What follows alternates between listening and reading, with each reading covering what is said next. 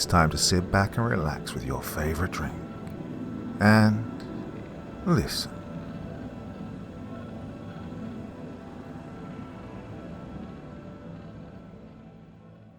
I uncovered an Illuminati plot to take over the world.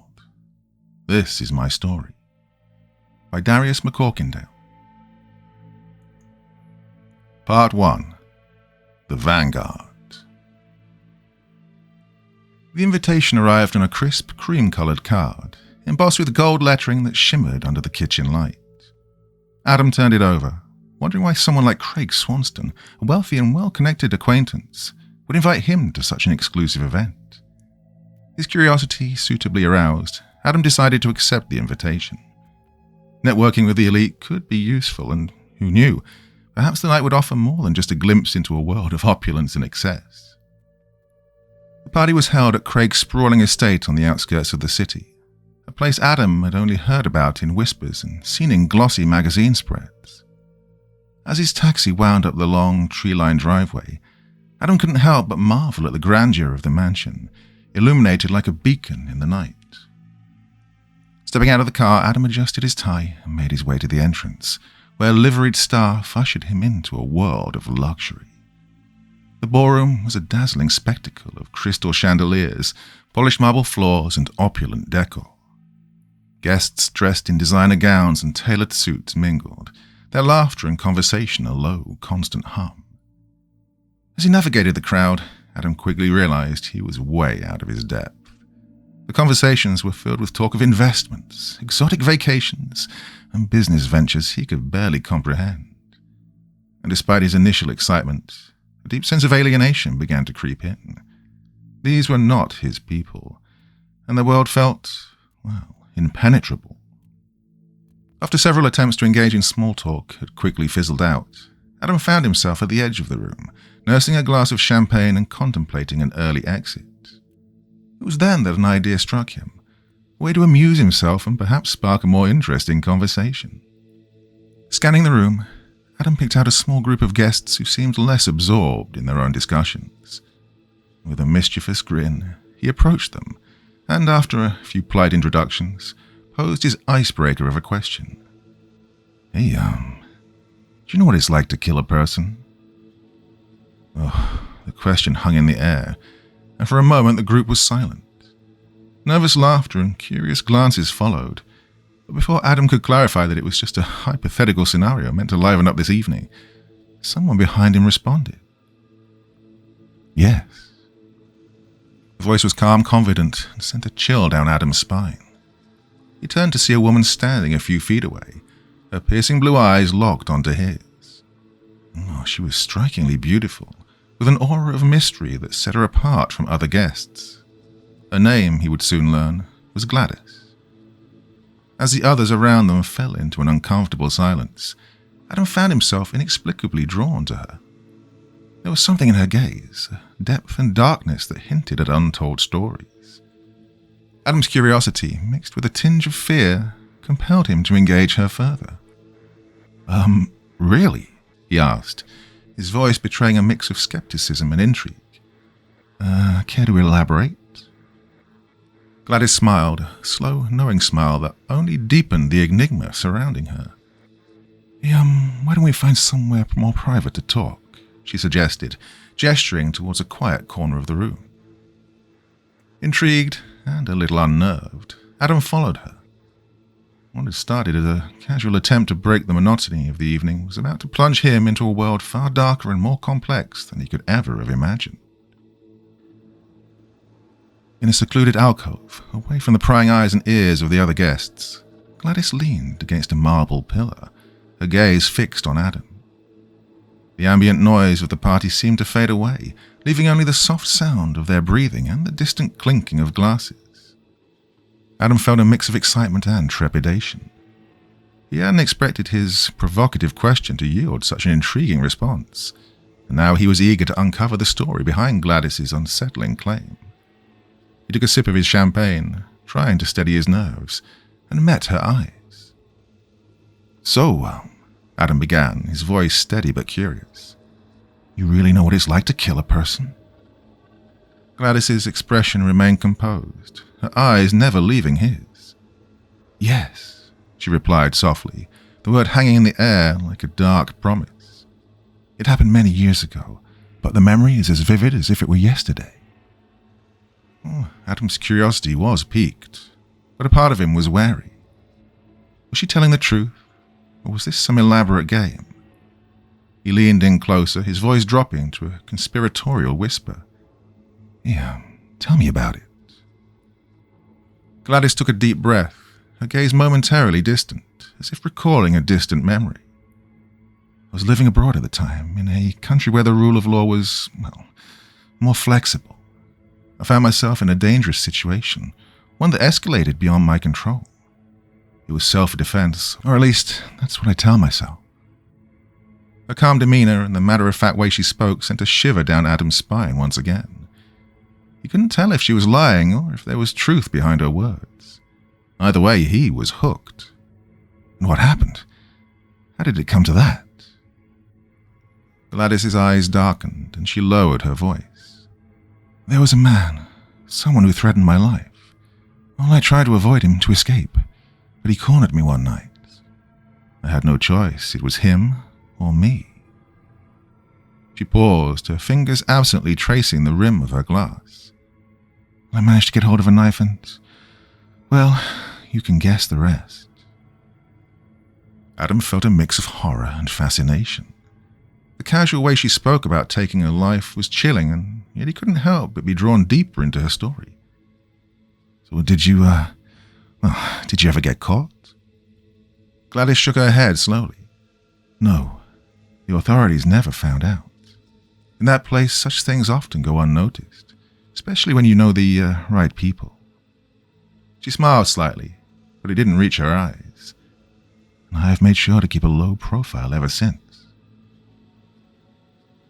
The weight of her words hung heavy between them. Adam knew he should walk away, that this conversation had gone too far, but he was captivated. Gladys was unlike anyone he'd ever met, and her dark, enigmatic nature was intoxicating. "Well, why are you telling me this?" he asked, unable to hide the curiosity in his voice. Gladys's smile widened, a hint of amusement in her eyes. "Because you asked. Because sometimes it's nice to share a secret with someone new." She leaned closer, her voice dropping to a whisper. "But be careful, Adam. Curiosity can be a dangerous thing." As the party continued around them, Adam felt a strange sense of exhilaration. Gladys's story had turned what had been a dull evening into something thrilling and sinister. He knew he should be wary, but he couldn't shake the feeling that he'd stumbled upon something far more intriguing than he'd ever anticipated. In the days that followed, Adam found himself thinking about Gladys and her story incessantly. He couldn't decide if she was a masterful storyteller or a dangerous individual with a dark past. Driven by this mix of curiosity and desire to uncover the truth, he decided to delve deeper into her background.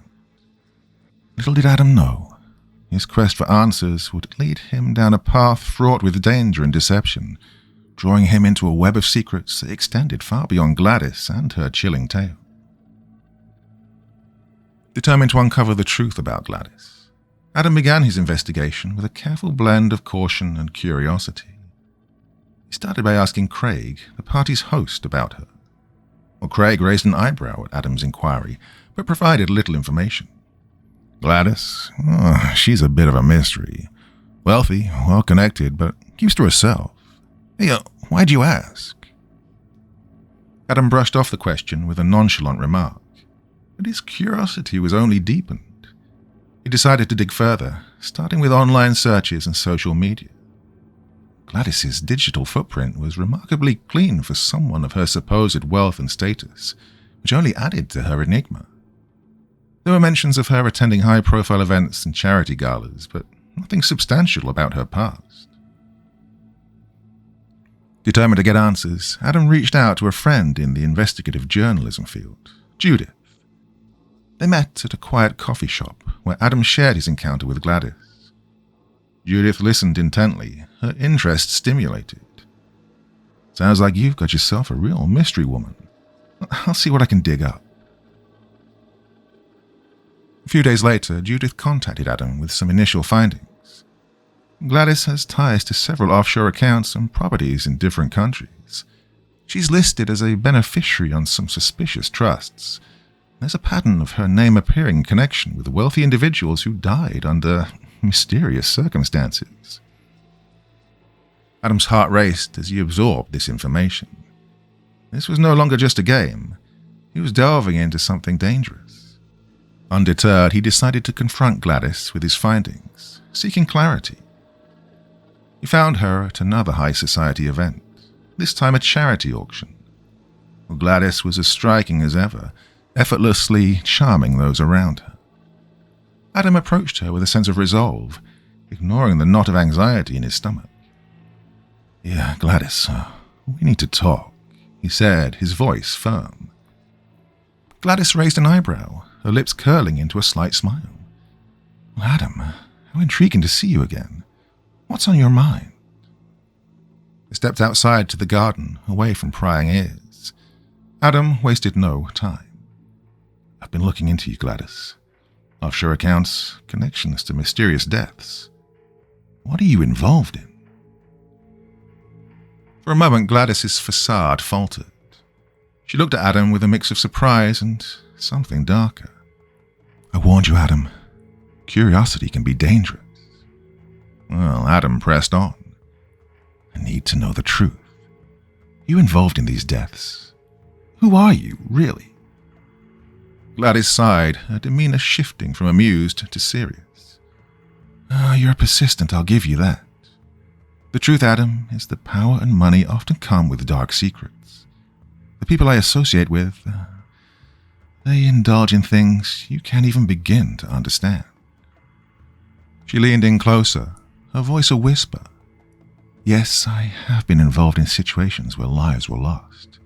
But it's not as simple as you think. There are forces at play, people who would do anything to protect their interests. By digging into my past, you're putting yourself in grave danger." Once more, Adam felt a chill run down his spine, but he couldn't back down now. "I don't care about the danger. I want the truth." Gladys studied him for a long moment, and then nodded. "Very well. Meet me tomorrow at the old Ravenwood estate, just outside the city. I'll tell you everything, but look, be prepared, Adam. Once you know the truth, there's no turning back." The following evening, Adam drove to Ravenwood estate, a grand yet dilapidated mansion that exuded an air of forgotten grandeur. As he approached, the sky darkened, mirroring the foreboding feeling in his chest. Gladys was waiting for him outside, standing amidst the dust and shadows of the decaying mansion. She looked different, more vulnerable, as if the weight of her secrets had finally caught up with her. "Thank you for coming," she said quietly. "I suppose it's time you knew everything." She led him to a hidden room behind a bookshelf, filled with old documents, photographs, and personal belongings. Gladys began to unravel her story, revealing a world of clandestine meetings, secret societies, and the dark deeds committed in the pursuit of power and wealth. She spoke of a secret society of elites who manipulated global events from the shadows, and of her role within it. "I was drawn into this world by my family," she confessed. "It's a legacy of power, but it comes at a terrible cost. The deaths you discovered, they were orchestrated to protect our secrets. If you expose us, they'll come for you." Adam listened, horrified yet fascinated. The implications of what she was saying were staggering. This was more than just a story of personal survival. It was a revelation of a hidden world that influenced global affairs. As the night wore on, Adam realized he was now entangled in something far larger than he'd anticipated. Gladys's warnings echoed in his mind, but his resolve to uncover the truth remained unshaken. He'd come too far to back down now. Little did he know, his investigation would soon plunge him into a perilous game of cat and mouse, where the stakes were not just his own survival, but the exposure of a powerful and dangerous network that would stop at nothing to protect their secrets. In the days following their meeting at the Ravenwood estate, Adam found himself haunted by Gladis's revelations.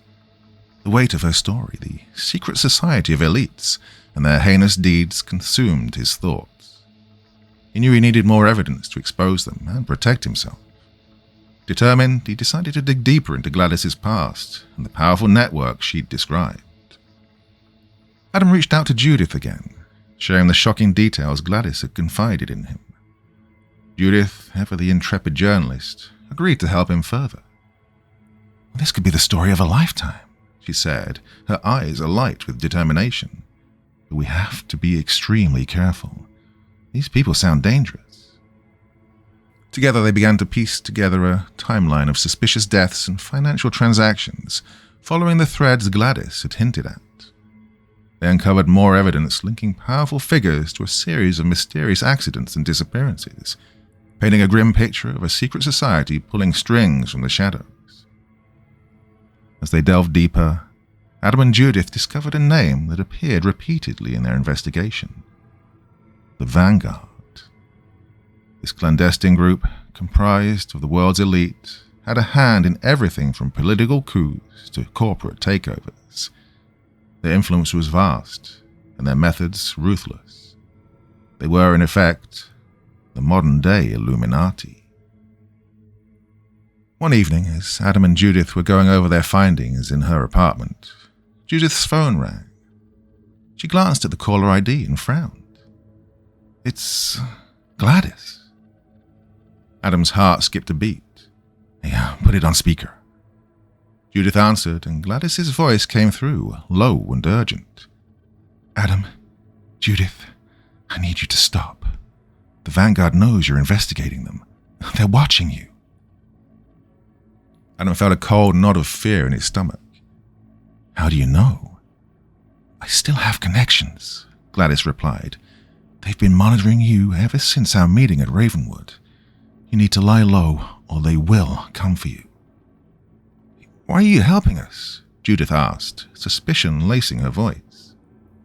Gladis sighed. "Because I want out. This life, it's not what I want anymore. But you need to understand, going up against the Vanguard is dangerous. They won't hesitate to eliminate anyone who threatens their secrecy." Then the line went dead, leaving Adam and Judith in tense silence. They exchanged worried glances, the gravity of their situation sinking in. "We need more concrete evidence," Judith said finally, "something undeniable that can bring them down." Driven by a newfound urgency, they intensified their investigation. Judith used her journalistic contacts to access confidential documents and records, while Adam focused on tracking down individuals who might have had dealings with the Vanguard. One name stood out: Richard Gavey, a former member who had vanished under mysterious circumstances. Through a series of covert meetings and encrypted messages, Adam managed to arrange a meeting with Gavey. The rendezvous was set for a secluded cabin in the mountains, far from prying eyes. Adam knew this was risky, but it was their best shot at getting the information they needed. The night of the meeting was cold and clear, the sky filled with stars. Adam drove up the winding mountain road, his heart pounding with anticipation and fear. The cabin was isolated, surrounded by dense forest. As he approached, he saw a figure waiting on the porch. Richard Gavey was a gaunt, weathered man, his eyes shadowed with the weight of too many secrets. He greeted Adam with a wary nod and led him inside. The cabin was sparsely furnished, a fire crackling in the hearth, casting flickering shadows on the walls. "I don't have much time," Gavey said, his voice hoarse. "They're always watching, but you need to know what you're up against." Over the next hour, Gavey revealed chilling details about the Vanguard's operations. He spoke of secret meetings in hidden locations, of bribes and blackmail, and of the gruesome fates that befell those who crossed them. He provided names, dates, and locations, each piece of information painting a more horrifying picture of the society's reach and power. Adam recorded everything, his mind racing. Well, this was the proof they needed. But just as Gavey was about to divulge a crucial piece of information, There was a loud crash outside. The cabin door burst open, and masked figures stormed in, weapons drawn. "Run," Gavi shouted, shoving Adam towards a back door. "They found us." Adam barely had time to react. He stumbled through the back door and into the forest, the sounds of a struggle and gunfire echoing behind him. Branches whipped his face, and his breath came in ragged gasps as he ran, the cold air biting at his lungs. He didn't stop until he reached the car, heart pounding in his ears. Fumbling with the keys, he started the engine and sped down the mountain road, adrenaline coursing through his veins. As he drove, Adam realized the gravity of their situation. The Vanguard was onto them, and they would stop at nothing to protect their secrets. With Gavi likely dead and Gladis's warning echoing in his mind, Adam knew he had to act quickly. He contacted Judith, breathless and urgent. "We need to go public now. They know we're onto them. It's our only chance." Judith agreed, her voice steady despite the danger. "Right, I'll contact my editor. We'll publish everything we have. Meet me at the office." With the clock ticking and the Vanguard closing in, Adam and Judith prepared to make their final, desperate move. The truth was within their grasp, but exposing it could come at a high cost. The battle against the shadows had begun, and there was no turning back. Adam drove to the newspaper office with his heart racing, the evidence Richard Gavi had provided burning a hole in his pocket. As he approached the building, he couldn't shake the feeling that he was being watched. He parked his car in a secluded spot and hurried inside, every shadow seeming to move with sinister intent. Judith was waiting for him in her office, the tension in the air palpable. She'd already arranged for her editor to meet them, and they planned to go over the final details before publishing their expose. The moment Adam walked in, she locked the door behind him and pulled down the blinds. "Did you get everything?" she asked, her voice barely above a whisper. Adam nodded, handing over the USB drive with the recordings and documents. "This has to be enough," he said, his voice filled with urgency. "We need to act fast. They're closing in on us." Judith plugged the drive into her laptop, her eyes scanning the files quickly. "This is damning," she murmured. "If we can get this out, it'll blow the lid off their entire operation."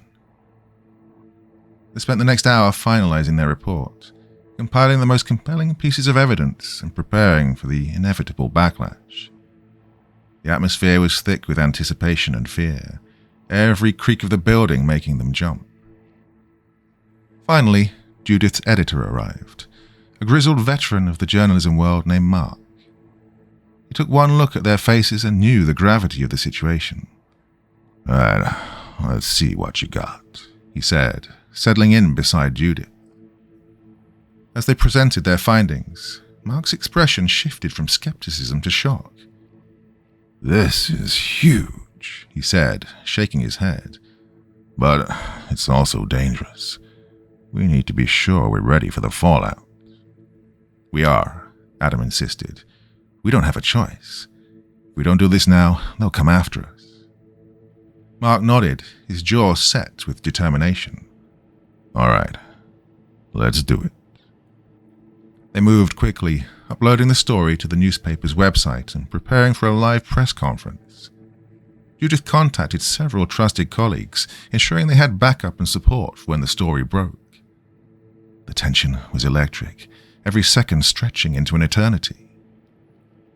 As they were making final preparations, the office phone rang. Judith answered, her face paling as she listened. She hung up and turned to Adam and Mark, her voice trembling. "That was Gladis. They're here." Before they could react, the lights in the office flickered and went out, plunging them into darkness. Adam's heart pounded in his chest as he heard the sound of footsteps approaching, the unmistakable thud of boots on the linoleum floor. "Get down," Mark hissed, pushing them behind a desk. They crouched in the darkness, the only light coming from the glow of the computer screens. The office door burst open and masked figures flooded in, their flashlights cutting through the gloom. Adam held his breath, the fear of discovery gripping him. He could see the silhouettes of the intruders as they searched the room, their voices low and urgent. "We need to get out of here," Judith whispered, her voice barely audible. Adam nodded, looking around for an escape route. There was a vent near the back of the room, just big enough for them to crawl through. He pointed it out to Judith and Mark, who nodded in agreement. One by one, they crawled towards the vent, trying to stay as silent as possible. The sound of the intruders' search grew closer, every moment feeling like an eternity. Adam pushed the vent cover aside and helped Judith and Mark through, following close behind. They crawled through the narrow passage, the metal cold against their skin. The sound of the intruders faded as they moved further away, but the danger was far from over. They emerged into a storage room at the back of the building, breathing heavily but relieved to be out of immediate danger. "We need to get to that press conference," Adam said, his voice resolute. "It's our only chance." They made their way through the building, avoiding the main corridors and sticking to the shadows. As they reached the exit, they could see the street outside teeming with activity. News vans and reporters were already gathering, alerted by Judith's colleagues. Taking a deep breath, they stepped outside, the bright lights of the cameras blinding them momentarily. Adam, Judith, and Mark made their way to the podium, set up for the press conference, their faces full of determination. As they began to speak, Adam felt a surge of adrenaline. He recounted the story of the Vanguard, the evidence they'd uncovered, and the threats they'd faced. Judith and Mark added their voices, painting a vivid picture of the sinister organization that operated in the shadows for too long. The crowd of reporters hung on their every word, cameras flashing and questions shouted. Adam could see the shock and disbelief on their faces, the gravity of the revelation sinking in. This was it, the moment they'd been working towards. Suddenly, a commotion erupted at the back of the crowd. Adam squinted against the lights, trying to see what was happening. The masked figures had arrived, pushing through the throng of reporters with ruthless efficiency. "Keep talking," Mark urged, his voice steady despite the chaos. "We need to get this out." Adam continued, his voice rising above the din. "Look, the Vanguard is real. They've manipulated global events for their own gain, and they won't stop at anything to protect their secrets. But we won't be silenced. The truth will come out." The masked figures closed in, but the reporters, sensing the gravity of the moment, formed a barrier, their cameras capturing every second. The broadcast was live, and the world was watching. As the masked men tried to reach the podium, security intervened, tackling them to the ground. The crowd erupted in chaos, but Adam, Judith, and Mark stood their ground, their voices unwavering. The truth was out, and there was no turning back. The power of the Vanguard was formidable, but the courage of those who dared to expose them was stronger. The battle had only just begun, but for the first time, Adam felt a glimmer of hope. The immediate chaos of the press conference began to subside as the masked intruders were detained by security. The reporters, sensing the gravity of the situation, turned their cameras and microphones towards the commotion, capturing every moment. The three of them stood resolute, their hearts pounding but their resolve unbroken. Within hours, the story of the Vanguard spread like wildfire. News outlets around the globe picked up the broadcast, and social media exploded with the discussions, speculations, and outrage. The names and faces of the Society's members were plastered everywhere, their secrets exposed to the harsh light of public scrutiny. As the night wore on, Adam and Judith found themselves surrounded by a whirlwind of activity. They were escorted to a safe house by the authorities, who were now taking their claims seriously. The evidence they had presented was undeniable, and a special task force was quickly assembled to investigate and dismantle the Vanguard. Inside the safe house, Adam and Judith sat in a small, dimly lit room, their exhaustion palpable. They were finally able to take a breath, the adrenaline that had fueled them through the evening slowly ebbing away. "I can't believe we actually did it," Adam said, his voice a mix of relief and disbelief. Judith nodded, her eyes reflecting a similar mix of emotions. "Well, we took a huge risk, but it was worth it. The world needed to know." Mark joined them, a tired but satisfied smile on his face. "You two were incredible. This is going to change everything." The following days were a blur of interviews, debriefings, and constant vigilance. The authorities worked tirelessly to track down and apprehend members of the Vanguard. Many of the society's key players went into hiding, but the net was closing in around them. Gladis, still a key figure in unraveling the full extent of the Vanguard's operations, remained elusive. However, she maintained contact with Adam and Judith, providing crucial information that helped the authorities piece together the organization's inner workings. As the investigation progressed, the true scale of the Vanguard's influence became clear. They had their hands in everything from political assassinations to corporate espionage, their reach extending into the highest echelons of power. But with each arrest and each piece of the evidence uncovered, their grip weakened. One evening, as Adam and Judith sat together in the safe house, their phones buzzed simultaneously. It was a message from Gladis. "Meet me at the Ravenwood estate. It's time to finish this." Despite their exhaustion, they knew they had to see this through. They drove to the dilapidated mansion, the air heavy with anticipation. Gladis was waiting for them in the hidden room behind the bookshelf, her expression somber.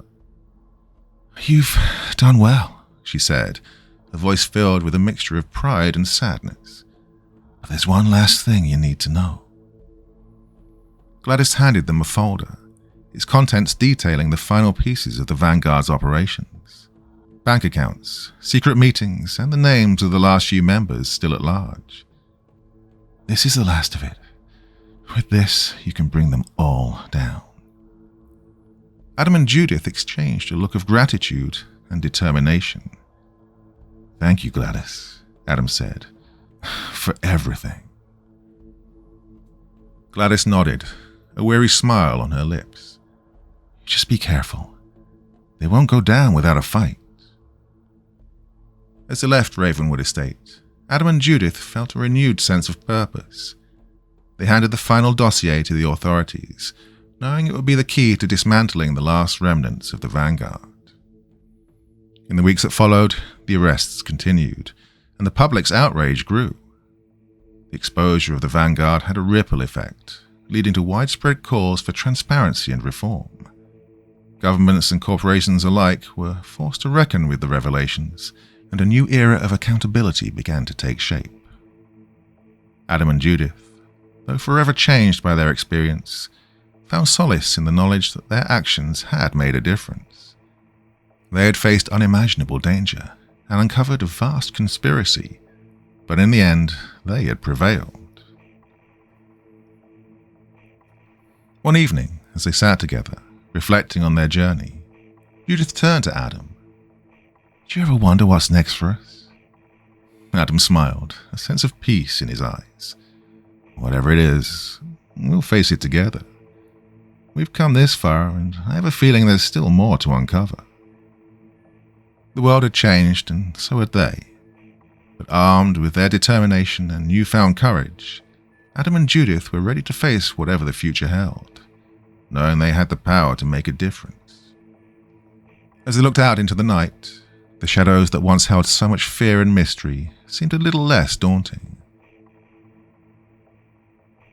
Months had passed since the fall of the Vanguard. Adam and Judith had become household names, their bravery celebrated worldwide. Life seemed to be returning to some semblance of normalcy, although the shadows of their ordeal still lingered. One evening, as they were preparing to go out for dinner, Adam received a call from an unknown number. Hesitant but curious, he answered. "Hello?" "Hello, Adam," came a familiar, chilling voice. It It was Gladis. "I need to see you. It's urgent." Adam felt a knot of unease in his stomach. "What is it, Gladis?" "No, not over the phone. Meet me at the old Ravenwood estate tonight." Reluctantly, Adam agreed. He and Judith drove to the mansion, the air thick with anticipation. They entered the hidden room behind the bookshelf once more, where Gladis awaited, her expression unreadable. "Gladis, what's this about?" Judith asked, her voice wary. Gladis sighed, her eyes haunted. "There's something you need to know. Something I didn't tell you before." Adam and Judith exchanged a concerned glance. "Go on," Adam urged. Gladis took a deep breath. The Vanguard wasn't the only secret society. There's another, even more powerful, operating in the shadows. They call themselves the Continuum. They've been manipulating events for centuries, and they're far more dangerous. Adam's heart sank. "Why didn't you tell us this before?" "Because I thought exposing the Vanguard would be enough to stop them," Gladis replied. "But the Continuum is far-reaching. They've already started to regroup and take control." Judith's face hardened. "So, you're saying we're not done yet?" Gladis nodded. "No, you're not. And there's more. The Vanguard's fall was orchestrated by the Continuum to eliminate their competition. You played right into their hands." The realization hit Adam and Judith like a punch to the gut. They'd been pawns in a larger game, their victory against the Vanguard merely a step in the Continuum's plan. "But why tell us this now?" Adam asked, his voice strained. "Because you have a choice," Gladis said, her eyes piercing. "You can walk away, try to live a normal life, or you can join me in fighting the Continuum. It won't be easy. It'll even be more dangerous, but it's the only way to truly make a difference." Adam and Judith were silent, the weight of the decision pressing down on them. The thought of facing another secret society, even more powerful than the last, was daunting, but the idea of turning a blind eye to the truth was unbearable. "We're in," Adam said finally, his voice steady. "We've come this far. You can't turn back now." Judith nodded in agreement. "We're not running away. We'll fight." Gladys's expression softened with a mix of relief and resolve. "Thank you. We'll need to be careful, smarter than ever before. But together, we can bring them down." As they left the Ravenwood estate, a new sense of purpose filled Adam and Judith. The battle against the Vanguard had only been the beginning. They had exposed one layer of corruption, but the deeper, more insidious threat of the Continuum loomed ahead. In the car, Judith turned to Adam, her eyes full of determination. "We've faced impossible odds before. We can do it again." Adam squeezed her hand, his resolve matching hers. Together. As they drove into the night, the future seemed uncertain and fraught with danger, but Adam and Judith were ready to face whatever lay ahead, knowing that the fight for truth and justice was far from over. But in the shadows, the Continuum watched, their plans already in motion. But they'd underestimated the power of Adam and Judith's determination. Now the battle lines were drawn, and the real war was just beginning.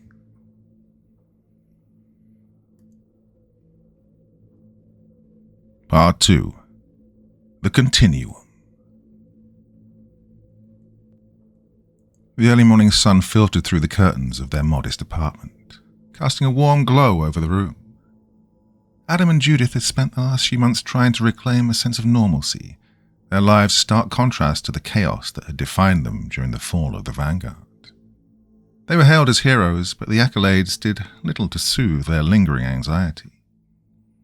Judith was making breakfast, the scent of freshly brewed coffee filling the kitchen, while Adam flipped through the morning newspaper, trying to catch up on the mundane happenings of the world.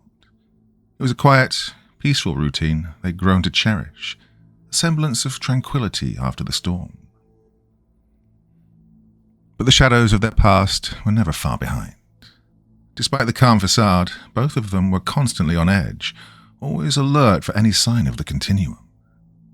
Their phones buzzed with notifications from security apps, and they kept emergency bags packed and ready by the door. The threat, although unseen, loomed large in their minds. Their peace was abruptly shattered when Adam's phone rang, the number unrecognized but not unexpected. He glanced at Judith, who gave him a concerned look. Answering the call, he was met with a familiar, urgent voice. "Adam, it's Gladis. We need to meet now." The tension in Gladys's voice sent a chill down his spine. "What's going on, Gladis?" he asked, already dreading the answer. "There's no time to explain over the phone. Meet me at the old warehouse on 5th and Maple. Be careful and don't tell anyone where you're going." The call ended abruptly, leaving Adam and Judith in stunned silence. The warehouse had been their secret rendezvous point during the height of their investigation into the Vanguard. It was secluded, abandoned, and, most importantly, it was safe. Or at least it had been. Judith set down her coffee cup, her eyes wide with concern. "What did she say?" "She wants us to meet her. It sounds urgent," Adam replied, already grabbing his coat. Judith nodded, her face set with determination. "Let's go."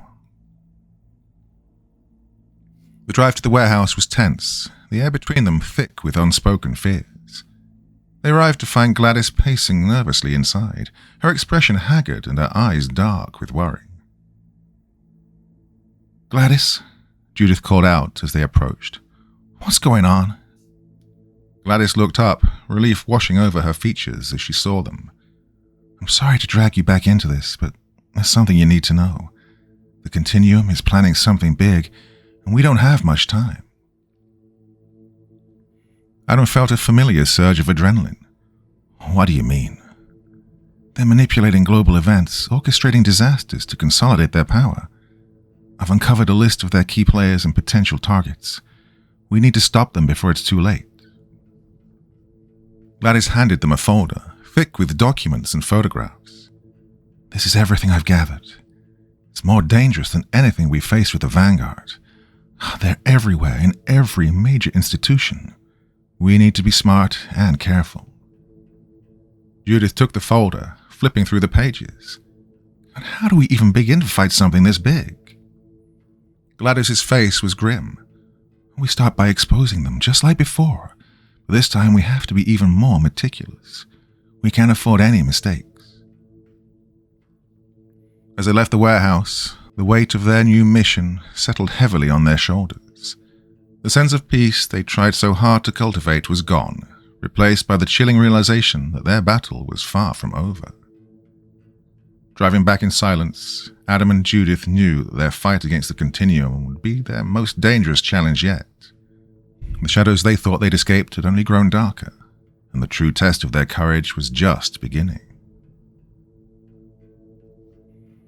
The following evening, Adam and Judith pored over the documents Gladys had given them. Their room was transformed into a makeshift war room, papers and photographs strewn across the table, maps pinned to the walls with red string connecting key locations and figures.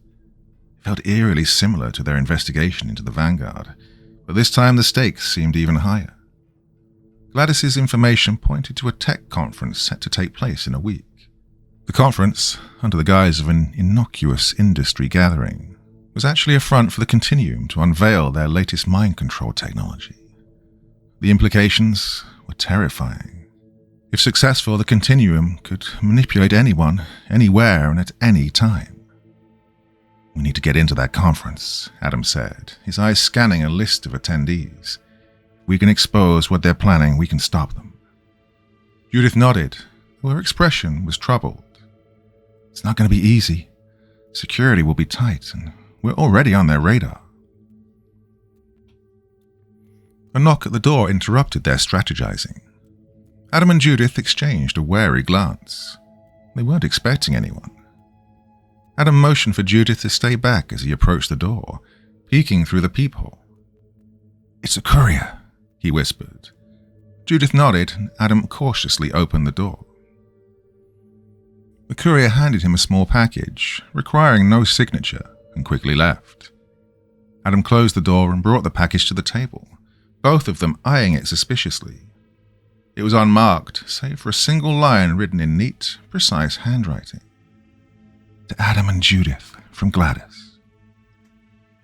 "Why, it must be more information," Judith said, reaching for the letter opener. Inside the package was a USB drive and a handwritten note. Adam read the note aloud. "Adam, Judith, I've discovered something that could turn the tide in our favor. The Continuum has a vulnerability, but I couldn't put it in the documents. Plug the USB drive into a secure offline computer. Owen, trust no one. Gladis." Judith grabbed an old laptop they kept for secure offline work and plugged in the USB drive. Files appeared on the screen, filled with data on the Continuum's inner workings, names of hidden members, and, most importantly, details about a secret experiment, Project Control Nexus. The project was aimed at creating a central device capable of overriding the mind control technology, effectively neutralizing the Continuum's hold. The device was located in a heavily guarded facility on the outskirts of the city, and it was scheduled to be moved to the tech conference for a final demonstration. "Well, this is it," Adam said, feeling a surge of hope. "If we can get our hands on this device, we can stop them." Judith nodded, her determination returning. "We need to act fast. They'll be on high alert, especially after what happened with the Vanguard. Look, we need a plan."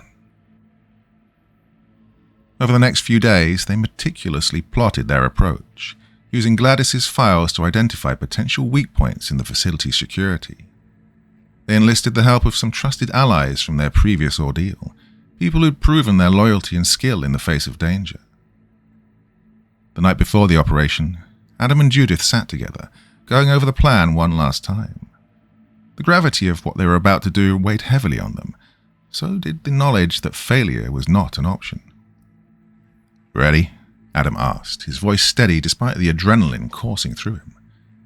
Judith met his gaze, her eyes filled with resolve. "Ready." As they set out into the night, the familiar tension of impending danger settled around them. They were stepping back into the shadows, but this time they were determined to bring the light of truth with them. The battle against the Continuum had begun, and there was no turning back. Adam and Judith's plan was set in motion. Their team, consisting of a few trusted allies from their previous endeavors, was small but highly skilled. Each member had a specific role, and every detail of the operation was meticulously planned. The night of the tech conference arrived. Adam and Judith, disguised as event staff, gained entry through a service entrance.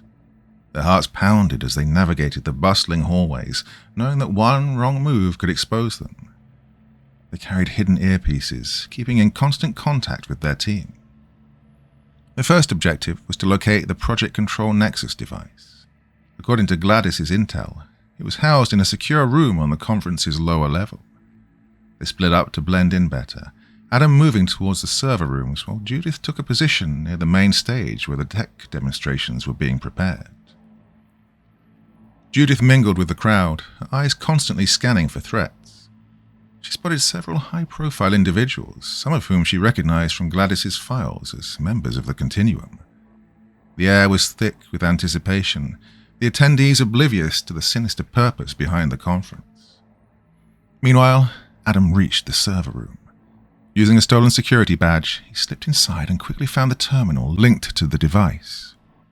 He inserted a flash drive prepared by their hacker ally, initiating a data transfer. As the files downloaded, he scanned the room, ensuring no one noticed his presence. Just as the transfer completed, the door to the server room creaked open. Adam ducked behind a row of servers, holding his breath. He peeked through the gaps and saw a figure he hadn't expected to see. Gabriel, a former Vanguard member who'd eluded capture. Gabriel moved with purpose, clearly searching for something. Adam felt a surge of anger and fear. Gabriel was dangerous, and his presence meant the Continuum was more aware of their actions than they'd thought. Adam waited for the right moment and then slipped out, narrowly avoiding detection.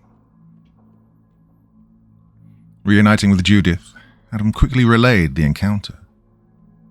Gabriel's here. We need to be more careful than ever. Judith's eyes widened. That complicates things. Let's stick to the plan and get to the device. They proceeded to the secure room where the Project Control Nexus device was kept. Using the intel and tools provided by their team, they bypassed the electronic locks and security systems. The device, a sleek, ominous-looking piece of technology, sat in the center of the room.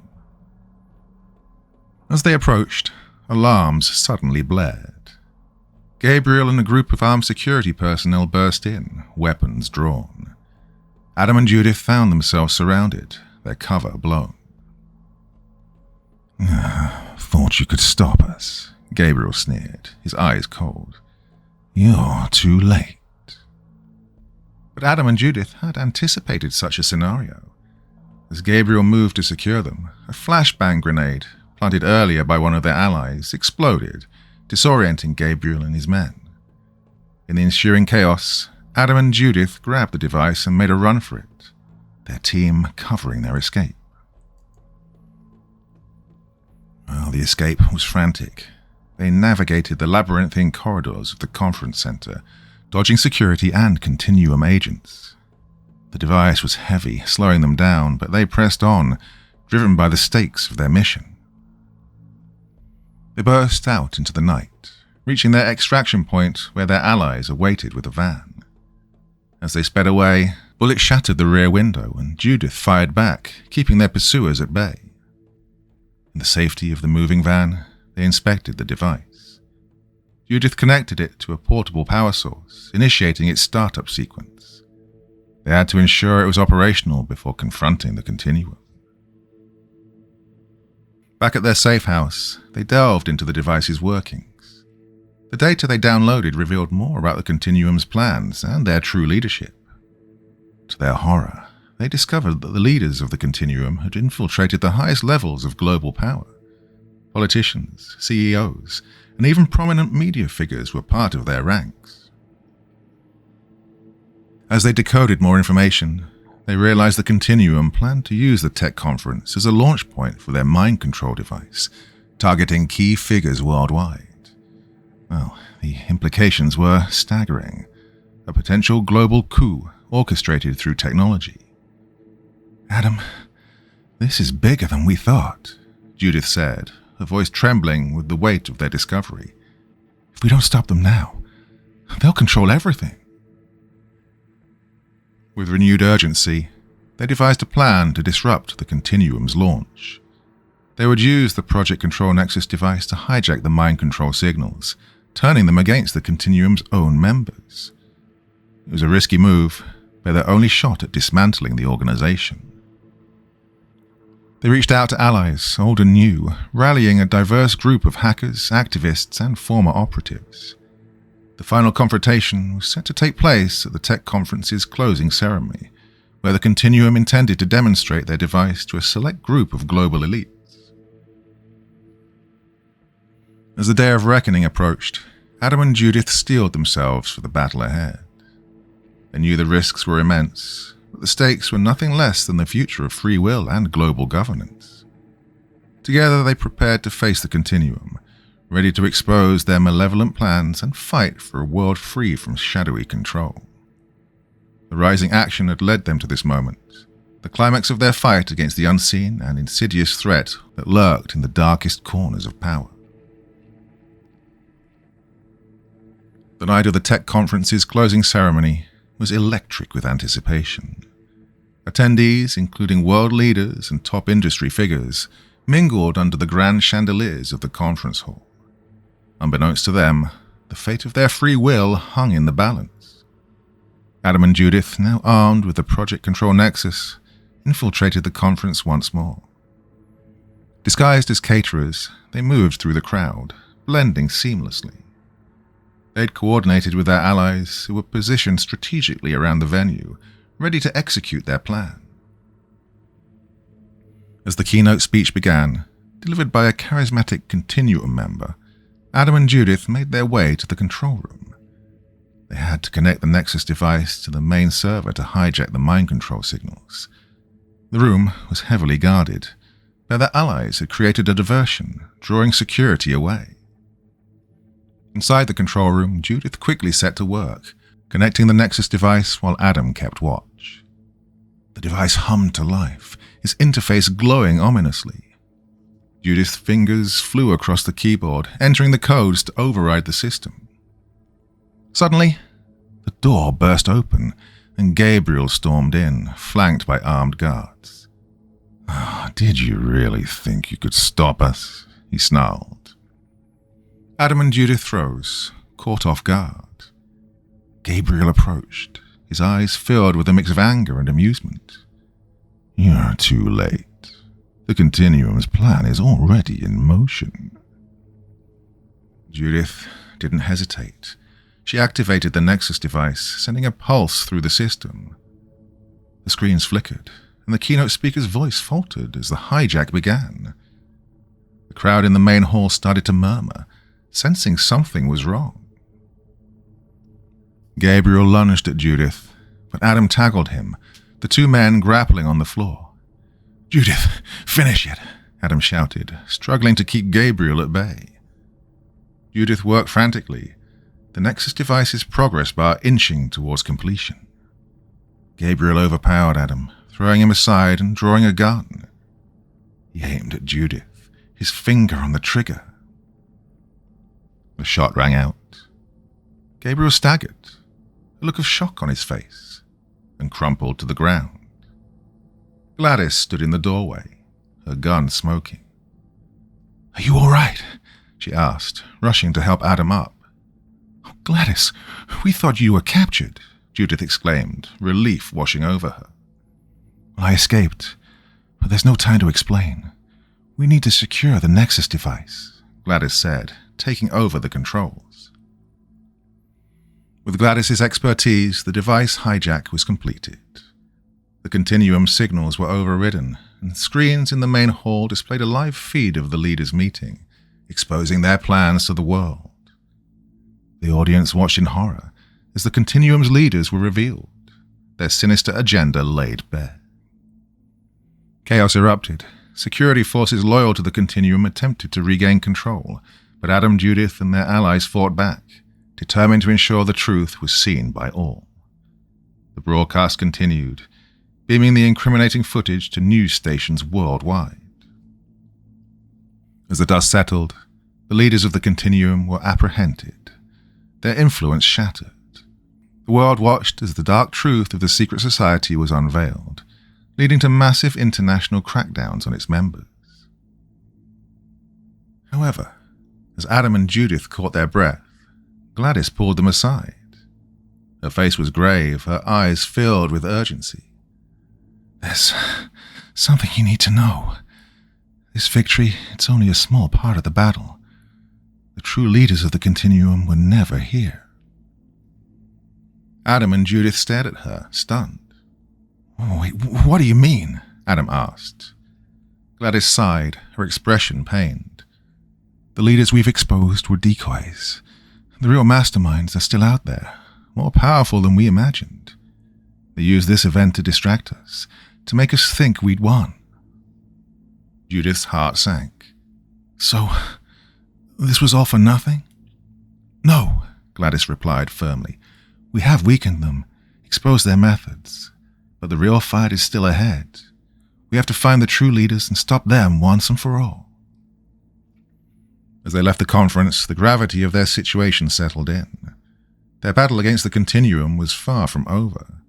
The shadows they thought they'd escaped were deeper and darker than they ever imagined, and the true test of their resolve was just beginning. The revelations from Gladis had left Adam and Judith reeling, but the resolve was unshaken. They regrouped with their allies, who were equally determined to see the fight through to the end. Armed with new information about the true leaders of the Continuum, they began their most dangerous mission yet, infiltrating the heart of the Continuum's operations. Gladis's intel pointed to a secluded mansion in the mountains, where the true leaders were rumored to convene. The mansion was a fortress guarded by advanced security systems and loyal operatives. The plan was risky, but it was their only shot at dismantling the Continuum's command structure. Adam, Judith, and Gladys, along with a small elite team of their most trusted allies, set out under the cover of darkness. Their approach was stealthy, using the dense forest for cover as they made their way to the mansion. The tension was palpable, each member of the team acutely aware of the stakes. They reached the mansion's perimeter and began disabling the security systems, a task that fell to their tech expert, Jamie. Within minutes, Jamie had hacked into the mansion's grid, creating a window of opportunity for the team to slip inside. Once inside, they split into two groups. Adam and Judith headed towards the central control room to secure vital data and disrupt communications, while Gladys led the second group towards the meeting hall where the leaders had gathered. In the control room, Adam and Judith encountered fierce resistance. Guards engaged them in a firefight, but with precise teamwork and quick thinking, they managed to subdue their opponents. Adam plugged a device into the main terminal, initiating a data transfer to gather evidence against the true leaders. Meanwhile, Gladys's group reached the grand meeting hall. The true leaders of the Continuum, a shadowy cabal of powerful individuals, were in the midst of discussing their next moves. Gladys and her team burst in, weapons drawn, catching the leaders off guard. "Hands where we can see them," Gladys commanded, her voice steady despite the adrenaline surging through her veins. The leaders, a mix of high-ranking officials, corporate magnates, and influential figures, hesitated. Among them was a figure who exuded an air of cold authority, the true mastermind behind the Continuum, known only as the Architect. The Architect smirked, unfazed by this sudden intrusion. "You think you've won. You've merely scratched the surface." Gladys's eyes narrowed. "It's over. Your plans are exposed. Surrender now." Instead of complying, the Architect pressed a hidden button on the table. The room's lights flickered, and a low hum filled the air. Gladys realized too late that they had walked into a trap. Gas began to seep into the room, and Gladys's team scrambled to don their masks. In the control room, Adam and Judith saw the security feeds showing Gladys's predicament. "We need to help them," Judith said, her voice urgent. "Oh, I'm almost done here," Adam replied, frantically working to complete the data transfer. "Go. I'll catch up." Judith nodded and rushed towards the meeting hall. As she neared, she saw the Architect and the leaders making their escape through a hidden passage. Gladys's team was incapacitated, struggling against the effects of the gas. Judith hesitated, torn between pursuing the Architect and helping Gladys. She decided to follow the Architect, knowing that stopping him was the key to ending the Continuum. She radioed Adam. "I'm going after the Architect. Gladys's team needs backup." Judith pursued the Architect through the hidden passage, emerging into a network of underground tunnels. The chase was intense, both parties aware that the fate of their respective missions hung in the balance. The tunnels twisted and turned, but Judith's determination kept her on the Architect's trail. Back in the control room, Adam finally completed the data transfer and rushed to the meeting hall. He found Gladys and her team recovering from the gas, and they quickly regrouped. "Judith's gone after the Architect," Adam informed them. "We need to secure this place and help her." Judith caught up to the Architect in a large, dimly lit chamber. The Architect turned to face her, a cold smile playing on his lips. "You're persistent, I'll give you that." "This ends now," Judith said, her voice firm. "You're not walking away from this." The Architect laughed, a chilling sound that echoed through the chamber. "You're brave, but naive. You can't stop us." The two engaged in a fierce battle. Judith's combat training pitted against the Architect's cunning and ruthlessness. The fight was brutal, each blow a sign of their determination. Judith's strength began to wane, but she drew upon her resolve, remembering everything she and Adam had fought for. Just as the architect gained the upper hand, Adam and Gladis burst into the chamber. The distraction was enough for Judith to land a decisive blow, disarming the architect and knocking him to the ground. With the architect subdued, Adam and Judith secured him and began the process of dismantling the Continuum's operations. The data they'd gathered was broadcast to the world, exposing the true extent of the Continuum's influence and the identities of its members. International authorities moved swiftly, arresting those involved and launching investigations into the corrupt systems. Continuum's power was broken, its leaders facing justice. As dawn broke, Adam, Judith, and Gladis stood together, weary but victorious. The fight had been long and hard, but they had prevailed. Judith looked at Adam, a small smile forming on her lips. "We did it." Adam nodded, relief and exhaustion in his eyes. "We did, but we couldn't have done it without everyone's help." Gladys placed a hand on their shoulders. "Well, the battle may be over, but we must remain vigilant. There'll always be those who seek to control and manipulate. But for now, we've won." As they walked away from the mansion, the first rays of sunlight breaking through the trees, they knew that their victory was not just for themselves, but for everyone who valued freedom and truth. The shadows had been driven back, and for the first time in a long while, the future looked bright. In the days following the climactic showdown, the world reeled from the revelations about the Continuum. Media outlets were flooded with reports detailing the shadowy organization's machinations, and public outrage was palpable. Protests erupted worldwide, demanding accountability and justice for those who used their power to manipulate and control. Adam, Judith, and Gladis were hailed as heroes, their faces splashed across news screens and social media. They had succeeded in dismantling a global conspiracy, but the weight of their actions hung heavily on them. The victory was bittersweet, marked by sacrifices made along the way. The trio returned to their safe house, where their allies gathered to debrief and recuperate. The mood was a mix of relief and somber reflection. Many were injured, and the emotional toll of the mission was evident on every face. With the Project Control Nexus device secure, Adam and Judith pored over the remaining data they'd collected. The files revealed extensive networks of corruption, implicating not just the high-profile leaders already exposed, but also numerous lower-level operatives. The scale of the Continuum's influence was staggering, but it also meant that rooting out the corruption would take time and vigilance. Gladys coordinated with international authorities, ensuring the information was disseminated to the right channels. Arrests continued to be made, and the process of dismantling the Continuum's infrastructure was set in motion.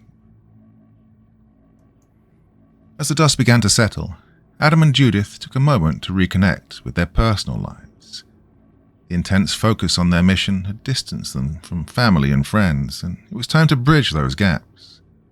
Adam visited his parents, who were proud yet worried about the dangers he'd faced.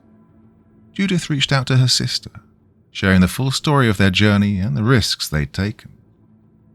The support from their loved ones was a balm to their frayed nerves. It reminded them of why they'd fought so hard, to protect the people they cared about and to ensure a safer, freer world for future generations.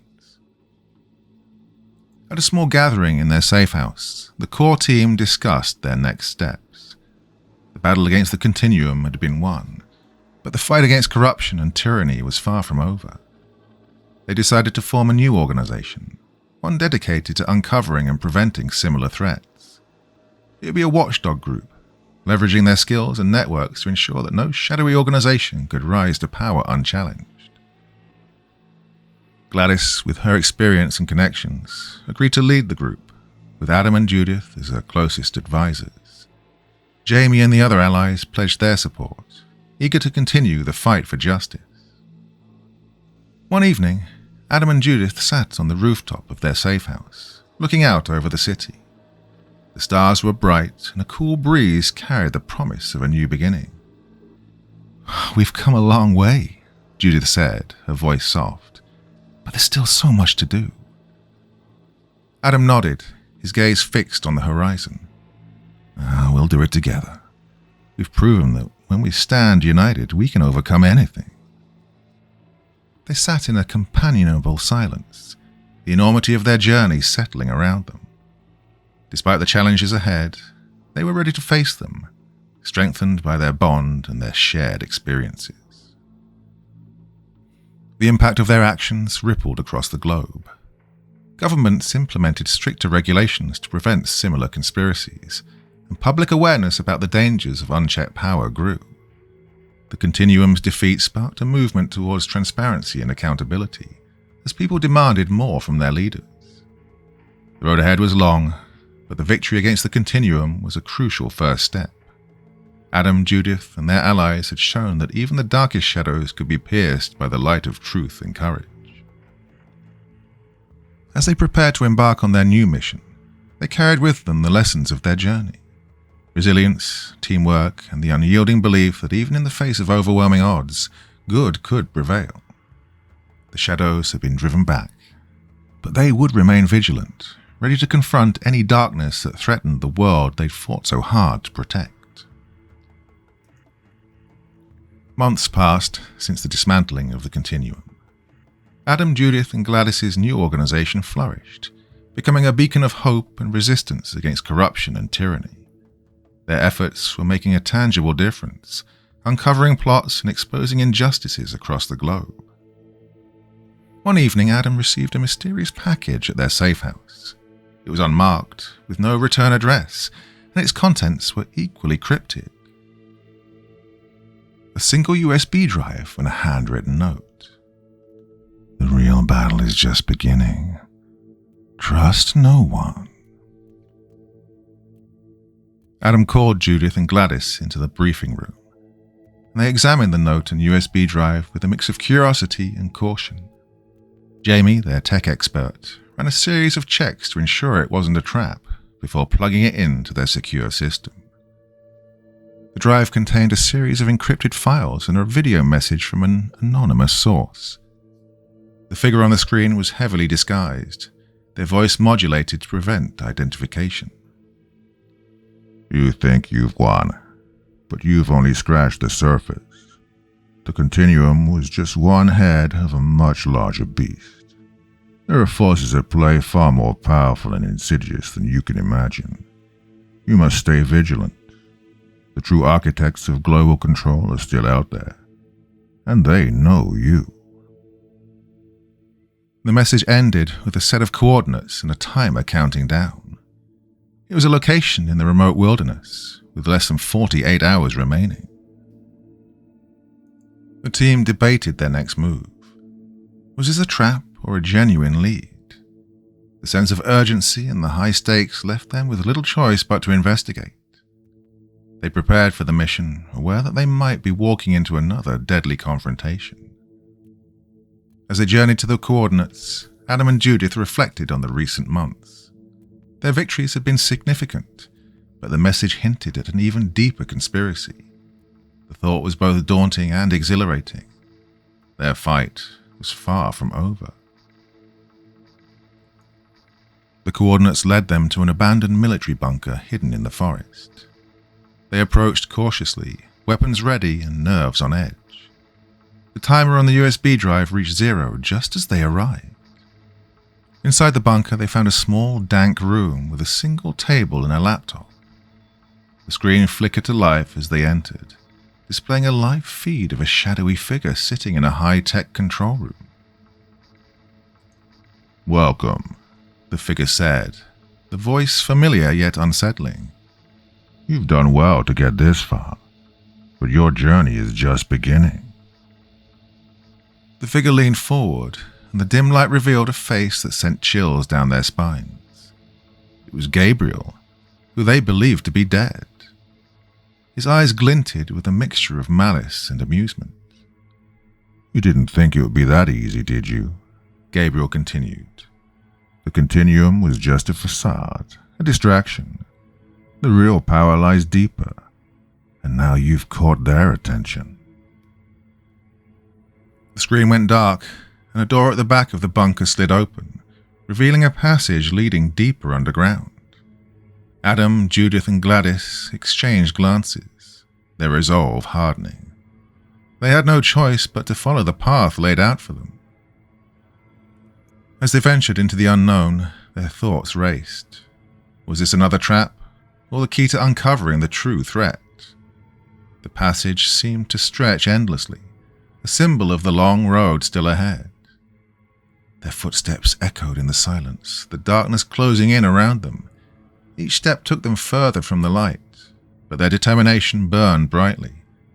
They'd come too far to turn back now. The passage finally opened into a vast, high-tech chamber, filled with advanced equipment and ominous figures working in the shadows. The scale of the operation was beyond anything that they'd imagined. They were at the heart of something far more dangerous and far-reaching than the Continuum. The camera panned out, leaving their fate hanging in the balance. The battle against the unseen forces of control and manipulation had only just begun. The true scope of the enemy was yet to be revealed. The screen faded to black, leaving the story open for the next chapter in their relentless fight for freedom.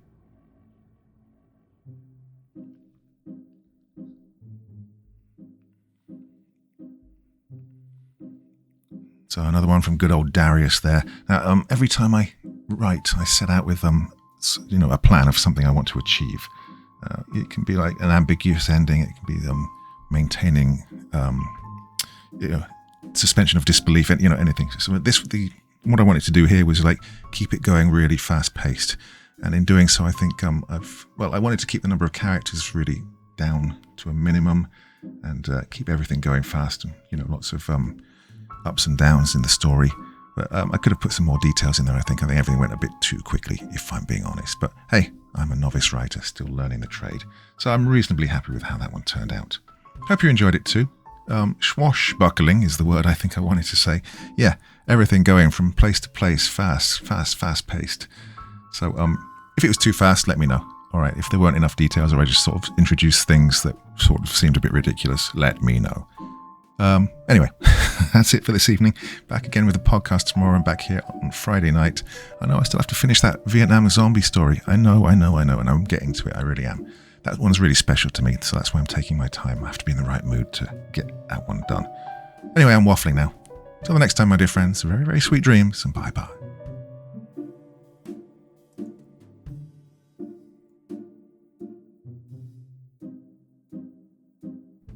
Thank you so much for taking the time to listen to this story today. Really means a lot to me, and to the author of the story, of course. Well, if you want to know more about me, I'm pretty much everywhere on social media. You can find me on Facebook, Twitter, Instagram. You can download my music on SoundCloud. I've got a Patreon if you feel like. Throw me $1 or $2. Very much appreciated.